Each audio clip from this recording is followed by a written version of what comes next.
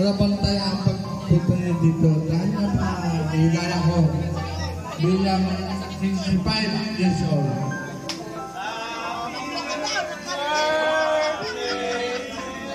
Ano bang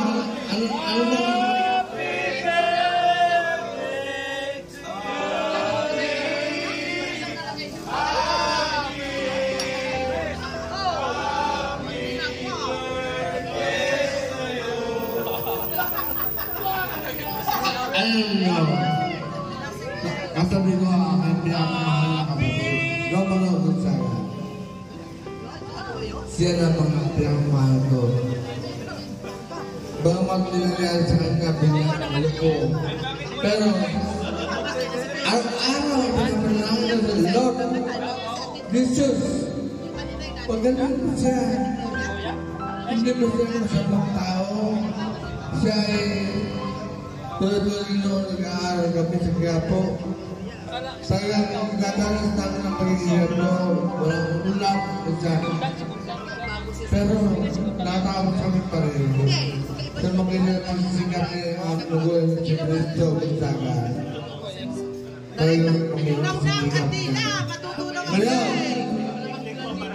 walang makakapag hiwala sa ating kapatid kundi ang kapalalala. Sayang na! Sayang na katilang na! Happy birthday to you!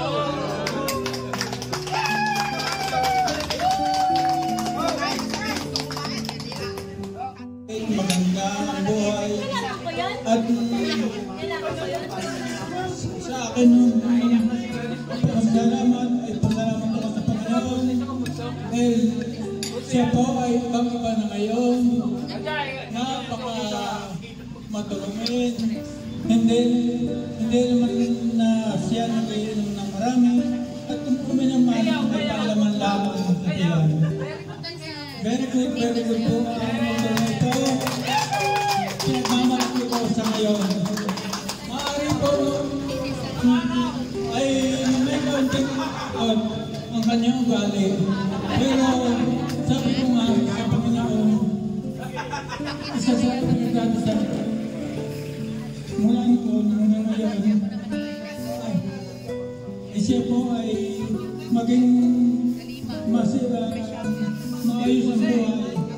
Sa ngayon, lubos-lubosan akong papasalamat sa aking Panginoon at siya ay isang napakabuting tao na ngayon, matulungin pagsisihog ng kanyang buhay. Salamat po Panginoon. Salamat at happy birthday sa aking mabait na kapatid,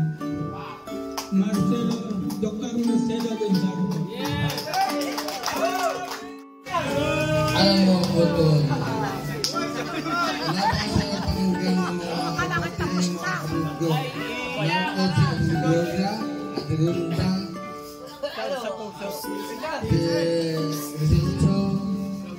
wala si Pabiatin.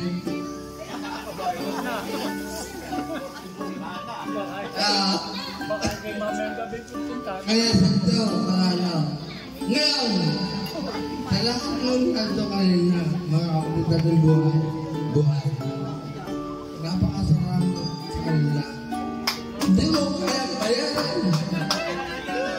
Dahil wala akong pera pang bayad sa kanila. Pero, kaya ko sila mahalin.